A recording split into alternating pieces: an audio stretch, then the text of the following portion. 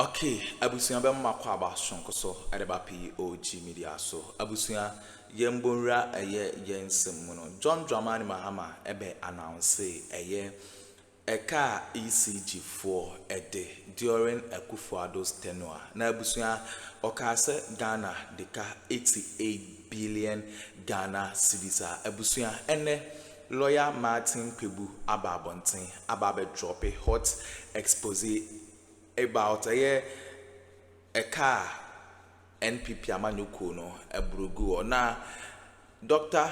Lawyer M.Kpebu ebabonten no or say eye Akuffo ne nebusuanfo no say ye can Akuffo ne nebusuanfo a eye the likes of Gabby mo oforiata mo or say eye sa enkofo no na air control ECG even kura fuel a ebeto no eye Akuffo abusuanfo no omo na etoma ECG for na abusuan ensema lawyer M.Kpebu aditudwa no na eye ensem bebre yensem momre no momianko na yankonko tie ensema ekoso ewo political highway so na answer na ebeko no or ensem kan bi afahye the comment section like na share ma afofro so answer into me M.Kpebu credit goes to eye TV3 the key points and I just say lawyer M.Kpebu yes odi sa nkomo no momianko na yankonko tie medamase. Government pretends to be paying, and the government, the worker also pretends to be working. That's something must change. Yes, Akuffo's this statement on the matter. I think he had running with the workers TUC. Yeah, when he was in office, and then he said it. Yeah. So you see, these things we are saying, we are all saying the same thing. In one word, we are all saying we want systems to work. Yeah. If the systems work, these things will fall in place. Indeed. But from what we are all saying, the politicians are not allowing the systems to work. We are also contributors because as soon as they take office right now, you see that we need jobs. So people come, this job for my nephew, this one for my cousin, So you see, it's become a chicken and egg matter. You see, otherwise, look, we've known all this. You think ECG, how can ECG make losses? How can you convince me that ECG should make losses? No, I just don't understand. There is no, so we just need that thing that, look, free the hands of the ECG CEO. Okay, not too much political interference. And also the procurement. Let's have an independent board that will scrutinize. Look, ECG, they want to buy this. It goes from here to there. People are adding their own margins. I'm telling you that ECG's #1 problem is corruption. You saw the audit report. Dubik was asked. Before that thing happened, we heard it. We knew that ECG was under-declaring. If you went into the industry, you hear that only Akuffo, and some other people and the MD knew how much ECG really made. They were under-declaring. Then finally the World Bank came in. So the World Bank pushed for the audit. And the audit revealed it. Now Dubik was asked, you were under-declaring. Is it a crime to under-declare? How? Is it a crime to under-declare revenue? Can you imagine? So I'm telling you that this matter of ECG, corruption is the #1 problem. Yeah. All right? People close to Akuffo, his family members, were the people buying fuel for ECG? Who was checking whether fuel was really delivered or not? Ask ECG. People close to Akuffo's family. Were the people buying fuel? Yes, I'm telling you. You know that how? You check. Fuel. Ask them who was buying. The company. Who owns the company? What should I check? Akuffo's relations. So listen, look, let's stop this privatization thing. I like what Jay said. Let's drill deep. The real problem is corruption, it's thievery. Even when we say corruption, we are not saying it. It's thievery that is causing most of this problem. So if you want to get how are we going to stop the thievery? That's the issue. So that's the noise we are making here. You see, we are all making noise. We are. I mean, when I say noise, I mean a positive. We are being exactly. I like that. So right now, as we are talking, when the first step is to stop every prosecution. No. There's some of the prosecutions, they were bad. At 2 soon. Godfrey, he was coaching a witness asking the witness to lie. And the court found him out wrong. The court will not always be right. You think the court... Counsel, you don't know. If you don't believe in the court, may not always be fair. Exactly. I don't like that. If you undermine the court system, we are all dead. If you don't raise questions to against the court some of the time, they will reform, please. So you always need a bit of skepticism. Yes. I want M.Kpebu to make his point. Okay. I'll come to you when your time is up. So, so how do we fight or address this? So all right. Thank you very much for reminding me, Dr. Tukuno. It's all right. So we'll recover all the loot, implement, enforce the law. Enforce the law, because I was telling you that elsewhere, government is getting more into business. Thatcher, who came and told us, hey, privatization, neoliberal economics, privatize, cut down, structural adjustment, this. They themselves, look, there is British, Business Bank. British Business Bank just set up recently to give loans to their own companies. They are setting up. You go to the North Sea where they do the oil and gas. Government is supporting other sectors of the economy. Go to the US, you find government in there, right? So this thing about, let the market work, give to private companies, it's not on the table. We are not going to allow here. Dr. Tukuno mentioned how Obama used economists. Don't say you don't allow the market to work. No, the market exactly. You see, Dr. Tukuno mentioned, I'm landing. You see, the issue about corruption, you said this is thievery. It's thievery, that's our main problem. The fundamental concern here is, if that's the case, and I asked this question because you had a mandate to fight corruption somewhat in this administration as well. You've done your work. You are done. But after oral, how do we prevent? That's what Professor Kpebu, as I was saying, Operation Prevent All Loot. After oral, OPAL.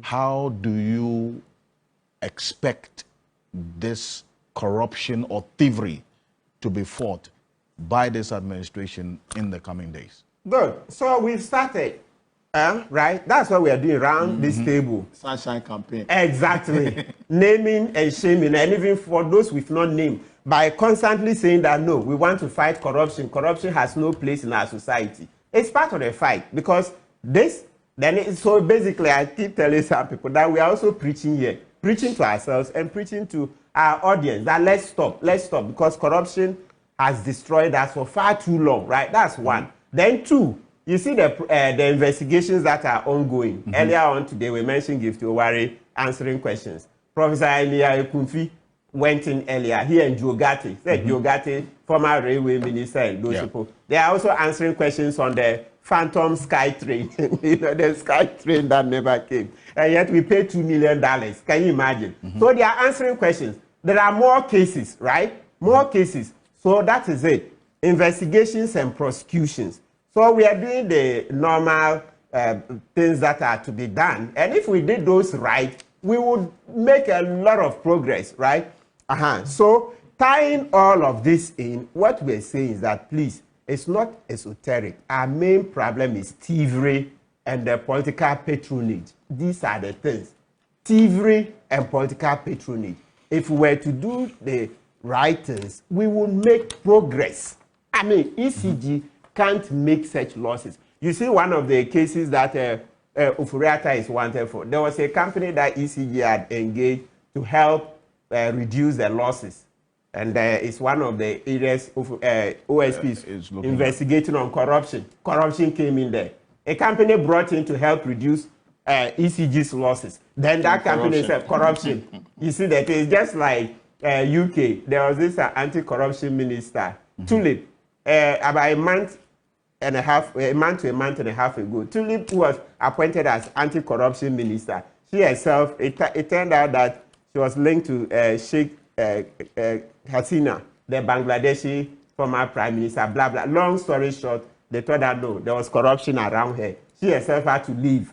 So the point, so you see, even the UK, where they are ahead of us, they are fighting corruption. Corruption minister herself was suddenly smelling corruption. They had to kick her out, right? And then bring somebody else. So the point I'm making is that the fact that we fail doesn't mean we should stop. Yeah. I like what Dr. Tukono said. We can't just say privatization. Me, I've told you, people have shown rise and fall of the neoliberal order. These privatizations is gone. Governments are getting more into business. Let our government be there. But let the system work. So, Let the system work. And that's what we are doing now. And I like this example. Let's keep quoting it because it motivates us. Today, JM has put in 60 ministers. Didn't this conversation start over 20 years ago? Yeah. Check. Akuffo came, yes. Atamils came, all of them.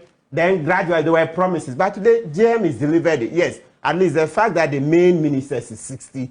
Professor there, the point I'm making is that public opinion is one. Yeah. So one other thing we are not putting up in our discussions is that we forget that society takes time to evolve. So we need to give ourselves a bit of time. Effort. And effort. Okay. But in terms of the effort, leadership. I think we are, and leadership, in terms of the effort, I think we are pushing now than ever. And the results of the elections tells you that citizens are pushing. No, because who could have dreamt NDC beat M.Kpebu by 1.6 million in Kwame Nkrumah's Ghana? No. I remember not too long, 2 decades ago, M.Kpebu to attend NDC people, University of Ghana. If you were NDC, they used to attend meetings in the night, dead of the night. It's very true. To crawl to attend. When we were in school. Exactly. And if you were said to be NDC, let's say you were an intellectual. Yes. University of Ghana. I look back and I'm like, what? The party that you couldn't openly associate with, you had to attend meetings. People were attending meetings in the night. And if you were caught, even you'll be ponded. The meeting doesn't last 1 hour. Exactly. Okay. You see? So the point is that it tells you that there's a change. Ghanaians can see that no, some people came touting themselves. We have all the men. They tended to they came out, or it turned out that they were incompetent, right? So why don't we go with the one who will be more humble and will engage us more? But the point in all of this, I'm saying, is that society takes time to evolve. Look, I've read a lot of American history, right? This election stealing, corrupt, it's the same. And even the private sector people are saying privatize. Let's use one example. I was on that point when I was distracted. I left it. Dr. Tukono mentioned how Obama used socialist ideas to re-engineer the collapse of the market, right? The housing. Yes. What caused it? Was it not greedy capitalists? What did they subprime lending? What caused that problem? They saw people who weren't qualified for loans, and yet because of greed, gave them loans. A self-fulfilling prophecy. So it was only time, and then the loans would go bad. So here we are preaching that suddenly the businessmen are the angels, and the private sector the devil. It's not true. It's human beings. Public sector is made of the devils, and the private sector are angels. You can't get it. When you say that, then we don't even appreciate who private sector people are. Very greedy for profit. Very, very greedy for profit. A typical businessman is there to make profit. He's not there looking for the public good. So when you keep saying privatize, no. Subprime lending. The whole of the world was thrown into economic hardship, right? As early as 2007, 2008. The housing crisis, that collapsed bank, Merrill Lynch, Bears and Stern, etc. collapsed. It was socialism that eventually saved them, as Dr. Tukono made the point. But so human beings are greedy. It's neither private nor public. It's about human beings and the systems working. System, the management the system certainly. Ghana, the loans, the banks, we had to collapse. Of course, we don't agree. But we see Oforiatta and the MPP did that to punish opponents. But don't you see some of the things that the banks were doing? They were taking liquidity support and using it for other things. And you are saying that the private sector is better than government. It's a human beings and the system. So you talk about yes.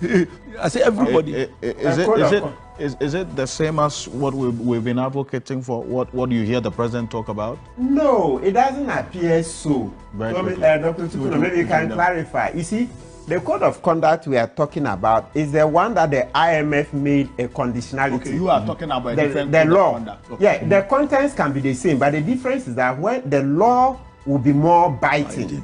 Because we have under Akuffo we had this in a bill right? It was in cabinet. Then at a point, Godfrey Dame said he was the one working on it. Right. Then even September 2024, Akuffo Addo in Kumasi said the law will be passed before he leaves, but he didn't come around to doing it. And you know, in September 2023, he went to Cape Coast and said he was going to give us a world-class law on this code of conduct for public officers. So that's that bill we want to see. The two can go in tandem. Yeah. The one, because you know, JM in his first administration, he did the code. Yeah. So naturally, I'm sure he wants to keep developing it. But the hard law too must come. Okay. And it's an IMF conditionality. And that's why I keep crying that IMF too, the way they've relaxed it, they should have made it the first prior action. Because no corruption is killing us. Because do you remember that at a point, this man, Kwame Pieni, said that Oforiatta was waiting for his share of the IMF money before leaving office. And do you think Kwame Pieni was joking? Kwame Pieni, he knows the system. Yes, he said Oforiatta was waiting for his share of the IMF money before leaving. Oh, on TV. Look, okay, we'll be back shortly after this quick break. Money. Hold on. Yes. But you can't quote somebody if he's wrong. Let me tell you, IMF money is not meant for any minister. Okay, thank you. But the IMF money is spent. Don't mind. Is it not spent? We'll be back shortly after. Mr. Kansi, of course, our 52.5 billion. Auditor General Johnson, we need to get into the bottom of that matter. You promised a report on the missing 52.5 billion from December 2020 till now. Come out with the report. Yes, we know that, look, usually by now, they will find some ex post facto rationalizations, etc., to justify that the money didn't get lost. But at least you bring the report, let's scrutinize. By all means, something will give you away. So that report must come. Otherwise, for me, I think very soon I'll even be petitioning for the removal of the Auditor General. Because one report on 52.5 billion from December 2020, we are now in 2025. Why? What is it? Who are you shielding? You wrote the letter and said there was money missing. Okay, they couldn't trace from GCB into thin air. And now I'm bringing the reporter and also Daniel Asem.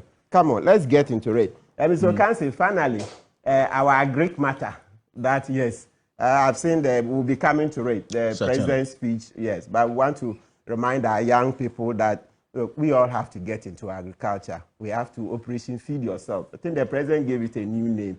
I'll look at the speech again and then come. But it's essentially Operation Feed Yourself. It's embarrassing. I mean, coming to sit here, we talk year in, year out, and yet we can't feed ourselves. We import about 100 million of million cities worth of mango from Burkina Faso. It's insanity. Burkina Faso, desert land. Then the tomatoes, over 300 million, etc. Yes. Anyway, and finally, I heard Gift Owari has been arrested. We want to remind the NIB that 48 hours is 48 hours. Because you know, today is Saturday, tomorrow Sunday. The Supreme Court has been very clear. If you want to detain her beyond 48 hours, please go to the court.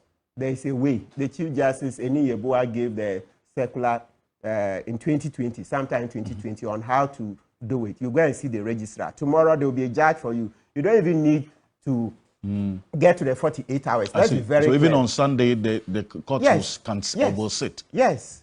If so demanded. Absolutely. You remember even recently the NDC cases, some of them on public holidays. And when the decision came out in 2019, me sitting here, I've been to court Saturdays on a number of occasions, and then the public holidays. And you see as I said a few weeks ago, the NDC petitions, some of them were held on a public holiday, right? Yeah, so please, NIB, let's do the needful.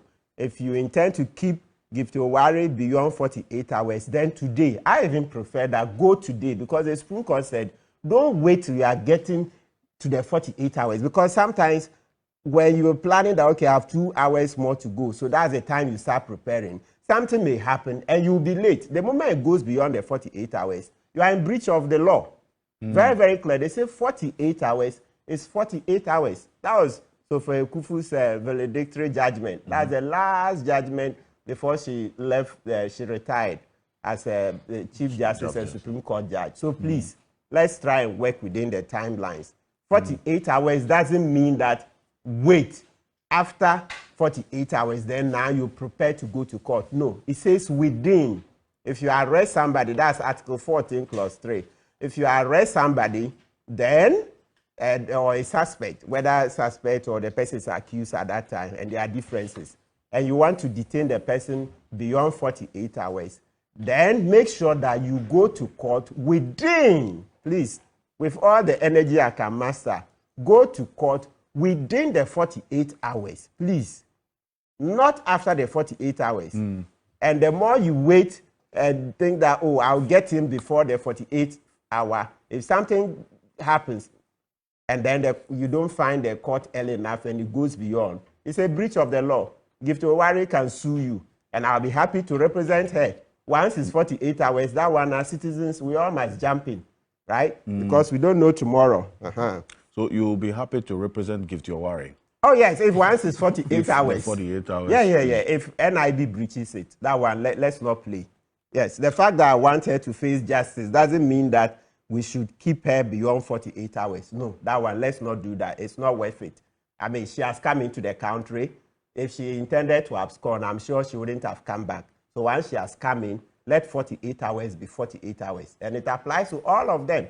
I mean, this is what there was a lot of abuse. That's why I went to court. So for those who don't know that case, 48 hours is 48 hours. That's the case of M.Kpebu number 4 versus Attorney General number 4. Please, Saturday, Sunday is no longer an excuse.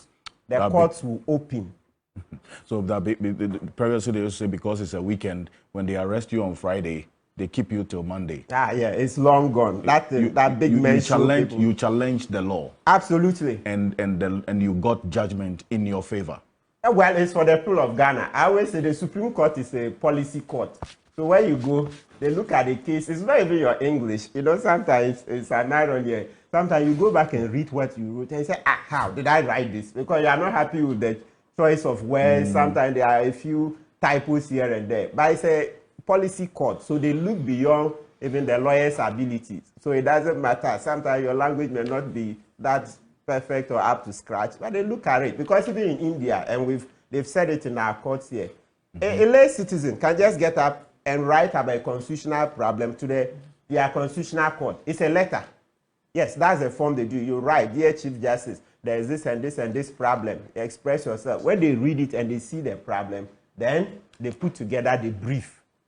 So the point I'm just emphasizing is that when you see the Supreme Court decisions, there are a lot of policy decisions. The Supreme Court is a policy court. It's not about, oh, I'll be shark lawyer, I'm crack. No. It's more about policy.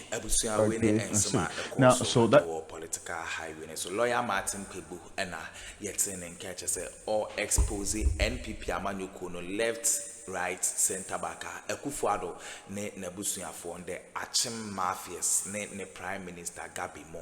Lawyer M.Kpebu about dismantle or more criminalities are any easy. But I must say, Moje Penekoko audio way at the my POG Media so, Madam I say.